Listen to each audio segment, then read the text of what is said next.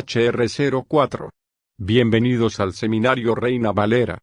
Yo soy Gilberto Abels, rector del Seminario Abierto, y esta es la lección número 4 de la materia hermenéutica, cuyo tema es métodos de interpretación. Pedimos la bendición de Dios sobre el entendimiento de las Escrituras. Empecemos. Métodos de interpretación. La historia de la exposición bíblica, tal como se la descubre en las obras de los grandes exegetas y críticos, nos muestra los diversos métodos que han prevalecido en varios períodos. Indudablemente, a través de los siglos, el sentido común de los lectores ha aceptado el significado obvio de las principales partes de la Biblia, pues, como lo hace notar Stuart, desde el primer instante en que un ser humano se dirigió a otro, mediante el uso del lenguaje, hasta la hora actual, las leyes esenciales de la interpretación fueron, y han continuado siéndolo, un asunto práctico. La persona a quien se hablaba, siempre ha sido un intérprete en cada caso en que ha oído y entendido lo que se le decía. Por consiguiente, toda la raza humana es, y siempre ha sido, intérprete. Esto es una ley de su naturaleza racional, inteligente y comunicativa. La mayor parte de los métodos de explicación erróneos y absurdos tienen su origen en falsas ideas acerca de la Biblia misma.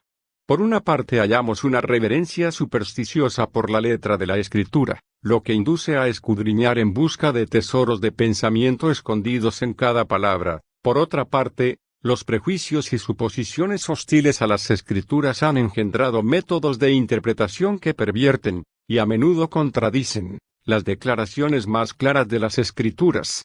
Las antiguas exposiciones judaicas del Antiguo Testamento exhiben numerosos métodos absurdos de interpretación. Por ejemplo, las letras de una palabra eran reducidas a su valor numérico, luego se buscaba alguna otra palabra o declaración que contuviera las mismas letras en otro orden, u otras letras que sumaran el mismo valor numérico y, halladas, se consideraban las dos palabras como equivalentes en significado. El valor numérico de las letras que, en hebreo, componen el nombre Eliezer, es 318, igual al número de los siervos de Abraham, Génesis 14, de lo cual se infería que el mayordomo de Abraham, Eliezer, era tan poderoso solo como los otros 300. Y así, por medio de ingeniosas manipulaciones, toda forma gramatical rara, todo caso de pleonasmo o de elipsis, o el empleo de cualquier partícula aparentemente superflua, se la hacía contribuir algún significado notable. Es fácil ver qué métodos tan caprichosos necesariamente tenían que envolver la exposición de las Escrituras en la mayor confusión. Y sin embargo, los eruditos rabinos que tales métodos empleaban buscaban por estos medios demostrar las múltiples excelencias y sabiduría de sus libros sagrados. Así que el estudio de las antiguas exégesis judías es de muy poco valor para dar con el verdadero significado de las Escrituras. Los métodos de procedimiento son fantásticos y arbitrarios y alientan el hábito pernicioso de escudriñar los oráculos de Dios con objetos que solo tiene en vista el satisfacer curiosidades insanas.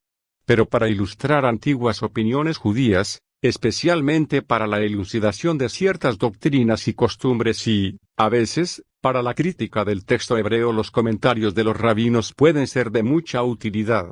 El método alegórico de interpretación obtuvo prominencia, desde temprano, entre los judíos de Alejandría. Generalmente se atribuye su origen a la mezcla de la filosofía griega con las concepciones bíblicas acerca de Dios.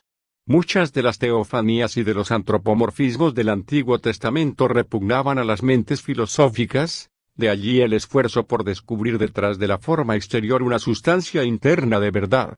A menudo se trataron las narraciones bíblicas como los mitos griegos, explicándolas, ora como una incorporación histórica, ora como una incorporación enigmática de las lecciones morales y religiosas.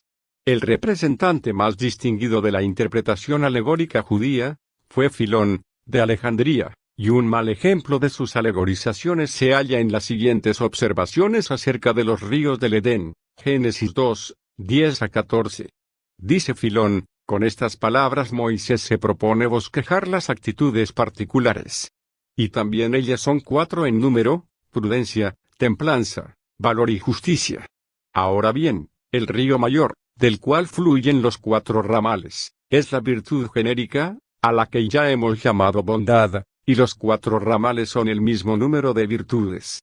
La virtud genérica, por consiguiente, deriva su principio del Edén, que es la sabiduría de Dios, la que se regocija y alegra y triunfa, deleitándose y honrándose en una sola cosa, su Padre, Dios. Y las 4 virtudes particulares son ramas de la virtud genérica, la cual, como un río, baña todas las buenas acciones de cada una, con una abundante corriente de beneficios.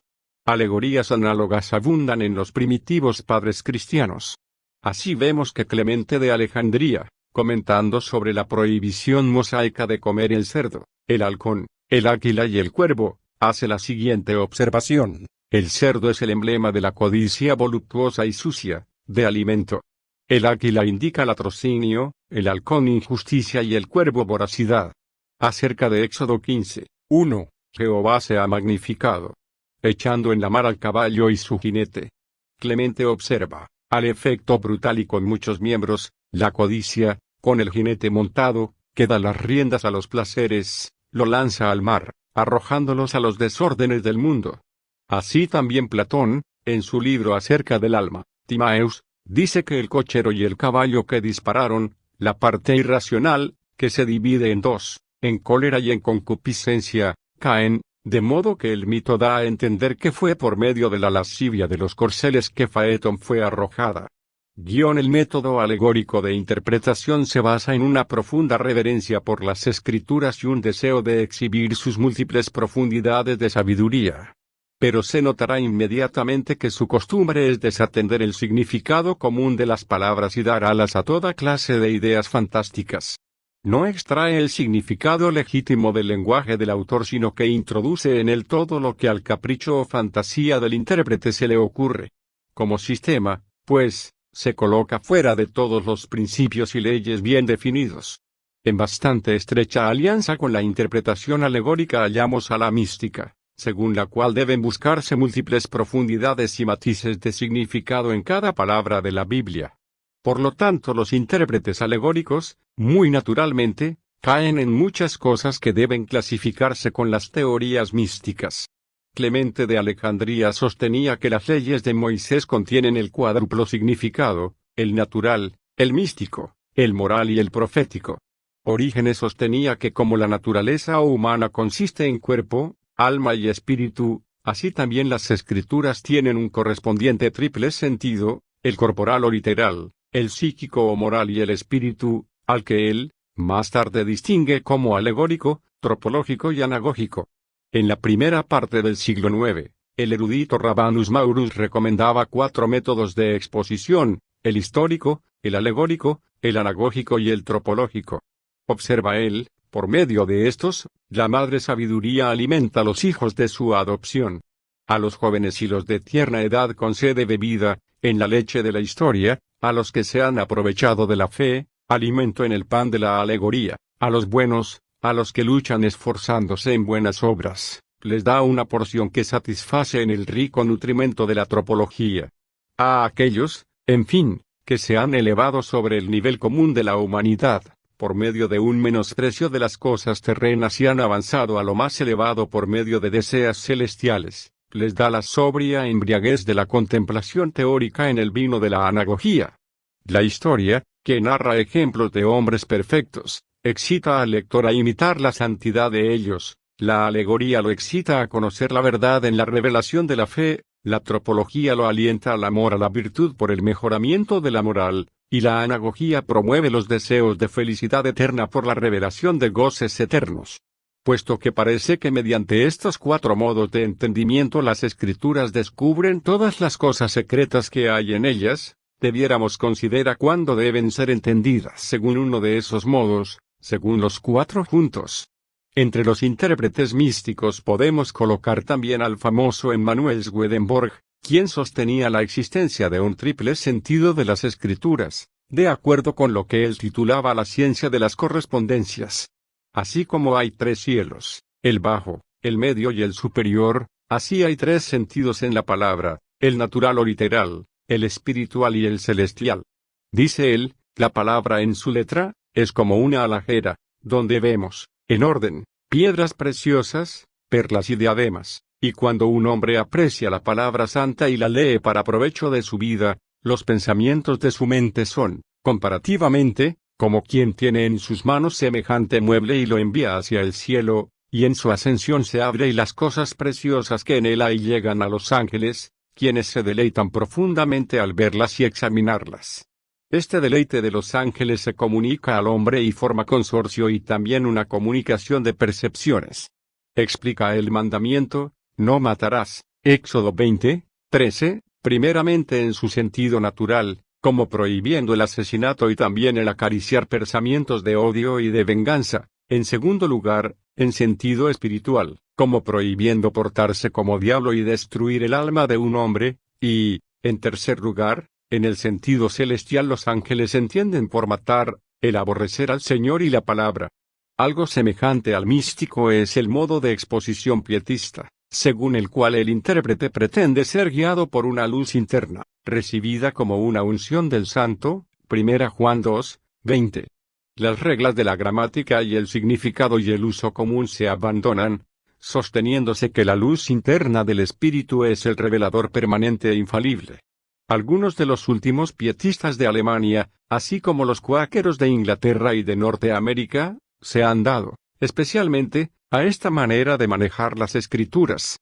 Naturalmente, debiera suponerse que esta santa luz interna nunca se contradiría ni guiaría a sus seguidores a diversas exposiciones de un mismo texto, pero las interpretaciones divergentes e irreconciliables prevalecientes entre los adherentes de este sistema demuestran que la tal luz interna no merece confianza. Como los sistemas alegórico y místico, de interpretación, el pietismo admite la santidad de las Escrituras y busca en ellas lecciones de vida eterna, pero en cuanto a principios y reglas de exégesis es más ilegal e irracional. El alegorista profesa seguir ciertas analogías y correspondencias, pero el cuáquero pietista es ley para sí mismo, de modo que su propio sentimiento o fantasía subjetivos es lo que pone fin a toda controversia.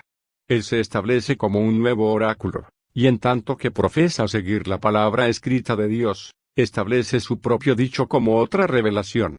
Es muy natural que semejante proceder nunca se podrá recomendar al sentido común ni al juicio racional. Un método de exposición que debe su origen al famoso J. S. Semler, padre de la escuela destructiva del racionalismo alemán, es conocido con el nombre de teoría del acomodamiento. Según ella, las enseñanzas bíblicas acerca de los milagros, el sacrificio vicario y expiatorio, la resurrección, el juicio eterno y la existencia de ángeles y demonios, deben considerarse como acomodamientos a las ideas supersticiosas, las preocupaciones y la ignorancia de la época. De esta manera se hacía a un lado todo lo sobrenatural. Semler se obstinó en la idea de que debemos distinguir entre religión y teología y entre la piedad personal y la enseñanza pública de la Iglesia. Rechazó la doctrina de la inspiración divina de las Escrituras y sostuvo que como el Antiguo Testamento fue escrito para los judíos, cuyas ideas religiosas eran estrechas y erradas, no podemos aceptar sus enseñanzas como una regla general de fe.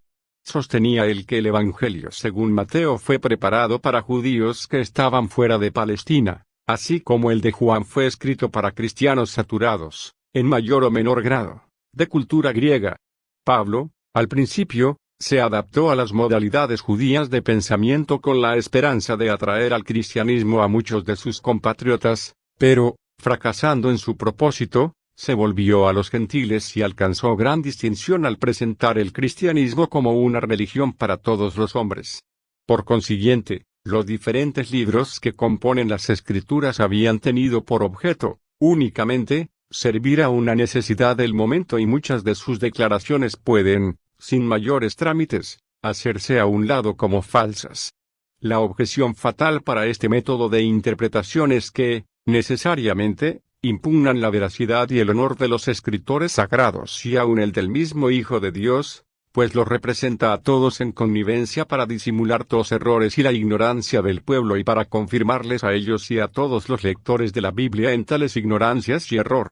Admitir semejante principio en nuestras exposiciones de la Biblia significaría desprendernos de nuestras anclas y dejarnos llevar, mar afuera, por sobre las revueltas aguas de la conjetura y la incertidumbre. Aunque sea de paso, Debemos mencionar lo que generalmente se llama la interpretación moral, y que debe su origen al célebre filósofo Kant. La prominencia que da a la razón pura y al idealismo mantenido en su sistema metafísico, conducen, naturalmente, a la práctica de hacer inclinar las escrituras a las exigencias preconcebidas de la razón, porque aunque toda la escritura sea dada por inspiración de Dios, tiene por su valor y propósito prácticos la mejora moral del hombre. De aquí que cuando del sentido literal e histórico de un pasaje no pueda extraerse ninguna lección moral provechosa que se recomiende a la razón práctica, estamos en libertad de hacerla a un lado y de dar a las palabras un significado compatible con la religión de la razón. Se sostiene que tales exposiciones no deben ser acusadas de faltas de sinceridad, por cuanto no debe presentárselas como el significado estricto de los sagrados escritores, sino, únicamente, como un significado que ellos, probablemente, pudieron haber intentado dar. El único valor real de las escrituras es ilustrar y confirmar la religión de la razón. Fácil es ver que semejante sistema de interpretación, que públicamente desconoce el sentido gramatical e histórico de la Biblia, no puede tener reglas dignas de confianza o consistentes. Al igual que los métodos místico y alegórico, deja todo librado a la fe o a la fantasía del intérprete. Tan expuestos a la objeción y a la crítica son todos esos métodos de interpretación que no hay por qué sorprenderse si los vemos reemplazados por otros extremos. De todas las teorías racionalistas, la naturalista es la más violenta y radical. Una aplicación rígida de esta teoría la hallamos en el comentario del Nuevo Testamento, por Paulus, en el que se sostiene que el crítico bíblico debiera siempre hacer distinción entre lo que son hechos y lo que son meras opiniones. Acepta la verdad histórica de las narraciones de los evangelios, pero sostiene que la manera de explicarlas es asunto de opinión.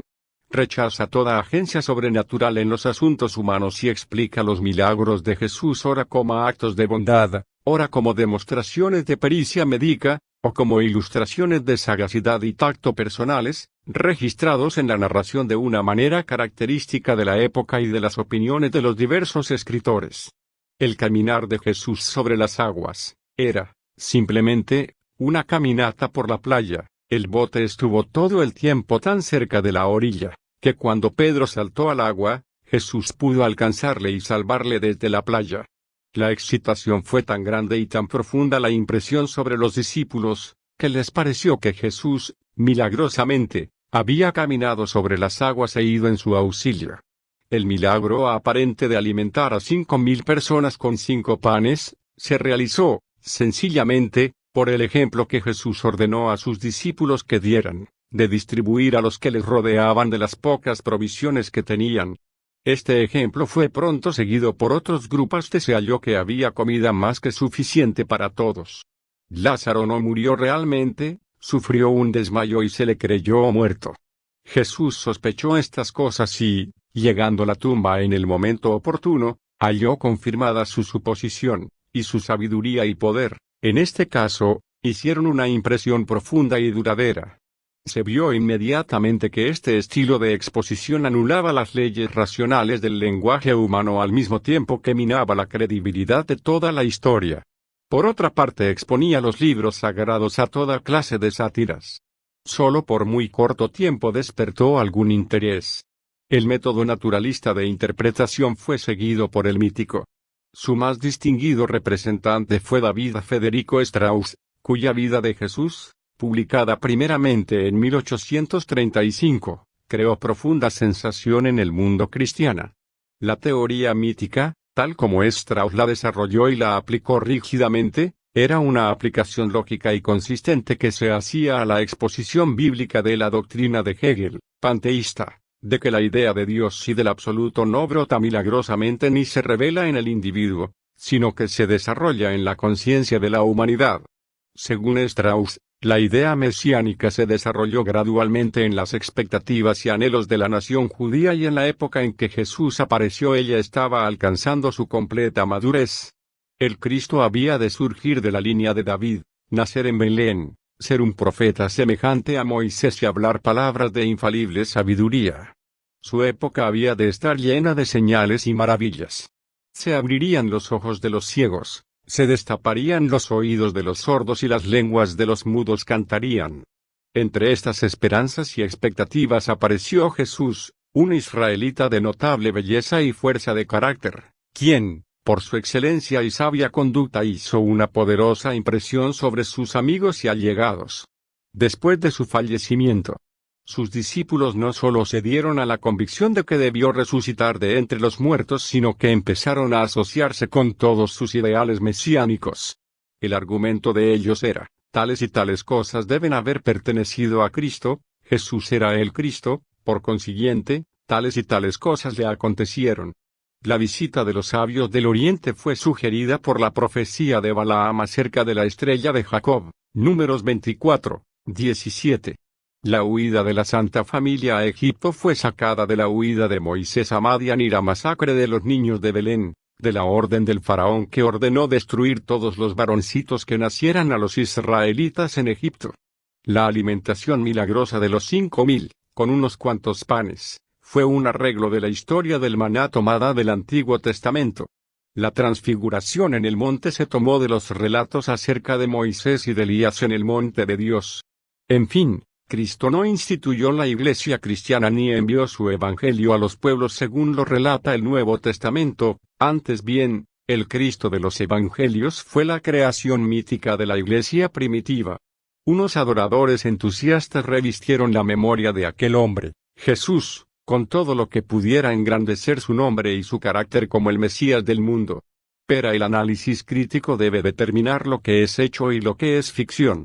A veces puede ser imposible trazar la línea divisoria entre los rasgos mediante los cuales debemos distinguir el mito. Strauss da los siguientes ejemplos: una narración no es histórica, 1. Cuando sus declaraciones son irreconciliables con las leyes conocidas y universales que rigen el curso de los acontecimientos; 2. Cuando es inconsecuente consigo misma o con otros relatos de la misma cosa; 3. Cuando los actores conversan poéticamente o en discurso de elevado lenguaje, inadecuado a su educación y posición; 4. Cuando la sustancia esencial, lo fundamental de un asunto de que se da cuenta, es inconcebible en sí mismo o se halla en notable armonía con alguna idea mesiánica de los judíos de aquella época. No es necesario que entremos en una exposición detallada de las falacias de esta teoría mítica. Basta el observar, sobre las 4 reglas enumeradas, que la primera niega, dogmáticamente, la posibilidad del milagro; la segunda, especialmente en manos de Strauss, supone, virtualmente, que cuando dos relatos difieren entre sí, ambos deben ser falsos. La tercera carece de valor mientras no se demuestre claramente, en cada caso, lo que es apropiado o conveniente y lo que no lo es, y en cuanto a la cuarta, si se la reduce a último análisis, resulta simplemente una apelación a las nociones subjetivas que uno posea. A estas consideraciones debe añadirse el hecho de que el Jesús que los evangelios nos describen es sumamente distinto del concepto judío de su época, acerca del Mesías. Es demasiado perfecto y maravilloso para ser el producto de la fantasía humana. Los mitos solo surgen en épocas no históricas y eso, largo tiempo después de la persona o acontecimiento que representan. En tanto que Jesús vivió y realizó sus maravillosas obras en el período más crítico de la civilización griega y de la romana. Por otra parte, los escritos del Nuevo Testamento se publicaron demasiado pronto, después de la aparición actual de Jesús, lo que impide la incorporación de semejante desarrollo mítico como Strauss pretende. Esforzándose por demostrar de qué manera la Iglesia, espontáneamente, originó al Cristo de los Evangelios, toda esta teoría nos deja a obscuras, sin mostrarnos causa o explicación suficiente del origen de la Iglesia y del cristianismo mismo. La interpretación mítica no ha tenido aceptación entre los estudiantes cristianos y tiene muy pocos adeptos en la época actual. Los 4 métodos de interpretación últimamente mencionados pueden, a una, ser designados como racionalistas, pero bajo este nombre caben también otros que armonizan con la teoría naturalista, la mítica, la moral y la acomodativa, en cuanto a negar el elemento sobrenatural de la Biblia. Los métodos peculiares por medio de los cuales los señores F. C.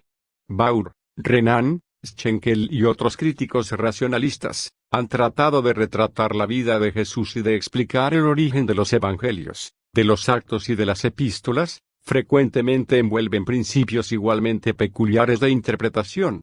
Sin embargo, todos estos escritores proceden con suposiciones que, de hecho, dan por sentado lo que está en discusión entre naturalistas y supernaturalistas. Pero todos difieren entre sí notablemente. Baur rechaza la teoría mítica de Strauss y halla en los partidos petrino y paulino de la Iglesia primitiva el origen de muchos de los escritos neotestamentarios. Estos partidos o facciones surgieron con motivo de la abolición de ceremoniales del Antiguo Testamento y del rito de la circuncisión.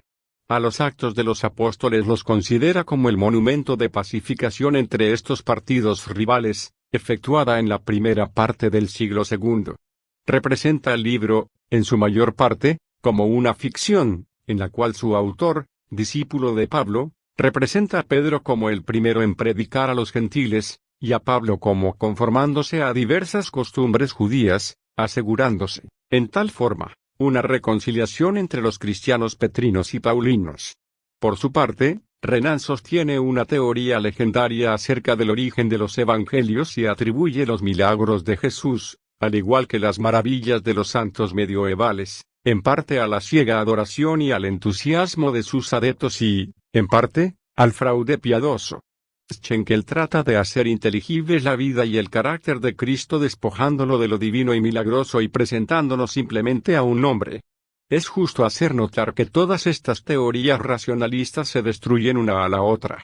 Strauss le pinchó el parche al método naturalista de Paulus y Baur demostró que la teoría mítica de Strauss es insostenible. Renan se pronuncia contra las teorías de Baur y demuestra lo manifiesto del fraude de pretender que las facciones petrina y paulina sean la explicación del origen de los libros del Nuevo Testamento, a la vez que esos libros expliquen lo de las facciones. El propio método de crítica, de Renan, parece ser completamente sin ley, y sus observaciones llenas de ligereza y capciosas han hecho que muchos de sus lectores le consideren falto de toda convicción seria o sagrada y como hombre listo para emplear cualquiera clase de medios con tal de lograr su fin. Lo vemos continuamente introduciendo en las escrituras sus propias ideas y haciendo decir a sus escritores lo que, probablemente, jamás soñaron. Por ejemplo, supone que el hombre rico fue al lugar de sufrimiento porque era rico y que Lázaro fue glorificado a causa de su extrema pobreza.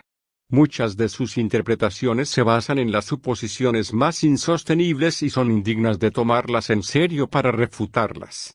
El resultado lógico está mucho más allá de su exégesis, en las cuestiones fundamentales de un Dios personal y de una providencia predominante. El desarrollo de la filosofía especulativa por medio de Kant, Jacobi, Herbart, Fichte, Schelling y Hegel ha ejercido un influjo profundo sobre las mentes críticas de Alemania y ha afectado el estilo y métodos exegéticos de muchos de los grandes estudiantes bíblicos del siglo XIX. Esta filosofía ha tendido a hacer intensamente subjetiva la mente alemana y ha impulsado a no pocos teólogos a mirar tanto la historia como las doctrinas en relación con alguna teoría preconcebida, más bien que en sus aspectos prácticos sobre la vida humana.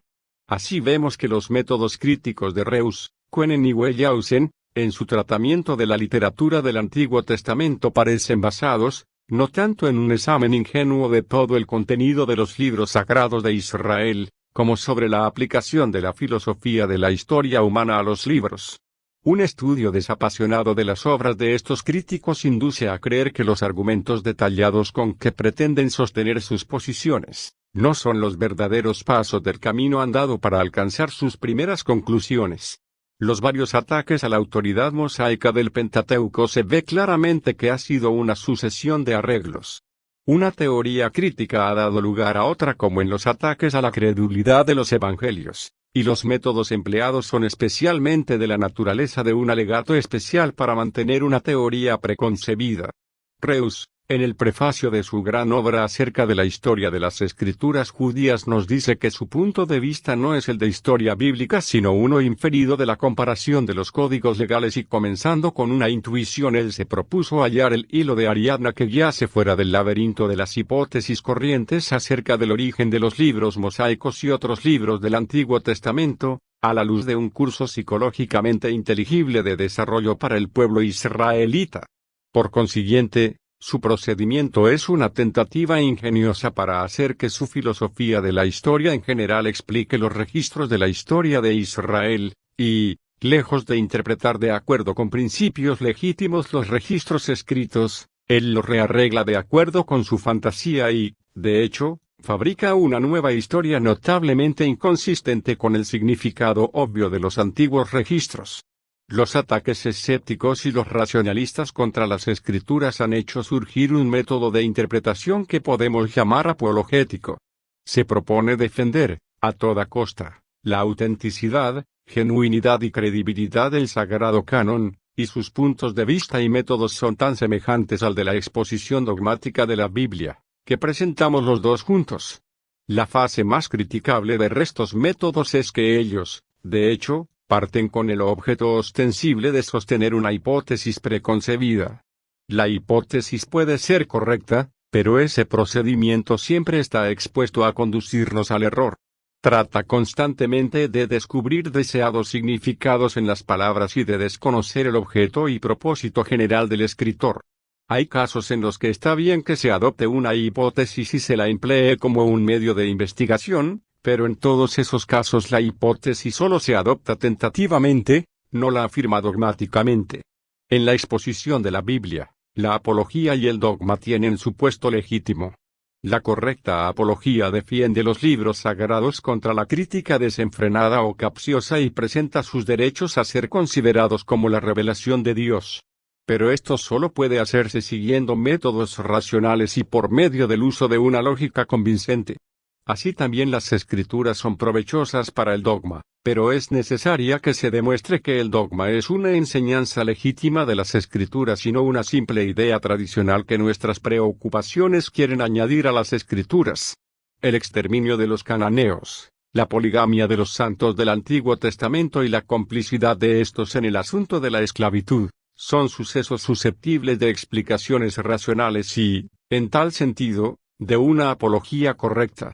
El apologista correcto no tratará de justificar las crueldades de las antiguas guerras ni sostendrá que Israel tenía derechos legales sobre Canaán, ni juzgará necesario defender la práctica de la poligamia o de la esclavitud por hombres eminentes del Antiguo Testamento. Lo que hará será dejar los hechos y declaraciones tales como aparecen en su propia luz, pero los guardará contra falsas inferencias y conclusiones temerarias.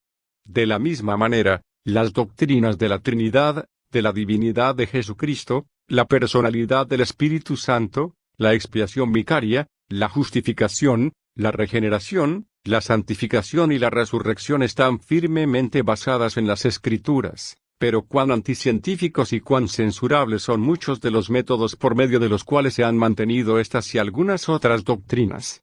Cuando un teólogo adopta el punto de vista de un credo eclesiástico y desde esa posición, con aire de polemista, procede a buscar textos bíblicos aislados, favorables a sí mismo o desfavorables a su adversario, es más que probable que se exceda. Su credo podrá ser tan verdadero como la misma Biblia, pero su método es reprensible. Como ejemplo de lo que decimos, ahí están las disputas de Lutero y Zwinglio acerca de la consubstanciación. Léase también la literatura polemista de las controversias antinomianas, calvinistas y sacramentalistas. Se revuelve toda la Biblia tratándolas como si ella fuese una colección atómica de textos de prueba dogmática. Cuán difícil es, aún en el día de hoy, para el teólogo y polemista, el conceder que el verso 7 del capítulo 5 de 1 Juan, sea espurio. Es menester recordar que ninguna apología es sana ni ninguna doctrina segura, si descansan sobre métodos faltos de crítica o si proceden de suposiciones dogmáticas. Semejantes procedimientos no son exposiciones sino imposiciones. Por otra parte, el hábito de tratar con menosprecio las opiniones de los demás, o de declarar lo que un pasaje dado debe significar y lo que de ninguna manera puede significar, no es cosa que pueda captarse la confianza de hombres estudiosos que piensan por sí mismos. Enztenberg y Ewald representaron dos extremos opuestos de opinión, pero el dogmatismo imperioso y ofensivo de sus escritos ha restado mucho al influjo de sus contribuciones a la literatura bíblica, contribuciones de grandísimo valor, a no haber sido por ese defecto. Distinguiéndose de todos los métodos de interpretación mencionados, podemos referirnos el histórico-gramático como el método que más se recomienda al criterio y a la conciencia de los estudiantes cristianos. Su principio fundamental consiste en conseguir de las escrituras mismas el significado preciso que los escritores quisieron dar. Ese método aplica a los libros sagrados los mismos principios, el mismo proceso gramatical y el mismo proceso de sentido común y de razón que aplicamos a otros libros. El exegeta histórico-gramático, dotado de convenientes cualidades intelectuales, educacionales y morales, aceptará las demandas de la Biblia sin prejuicios o prevenciones, y sin ambición alguna de demostrarlas como verdaderas o falsas. Investigará el lenguaje y tendencias de cada libro con toda independencia y sin temor de ninguna clase. Se posesionará del idioma del escritor, del dialecto especial que hablaba, así como de su estilo y manera peculiar de expresión. Averiguará las circunstancias en que escribió, las maneras y costumbres de su época y el motivo u objeto que tuvo en vista al escribir. Tiene el derecho de suponer que ningún autor en su sano juicio será, a sabiendas, inconsecuente consigo mismo ni tratará de extraviar o de engañar a sus lectores. Gracias por estar con nosotros en el estudio de cómo interpretar correctamente la Biblia. Favor de informar a otros de los estudios ofrecidos por el Seminario Abierto. El privilegio es nuestro contribuir a su preparación espiritual. El estudio es gratis, pero sus ofrendas hacen posible este ministerio.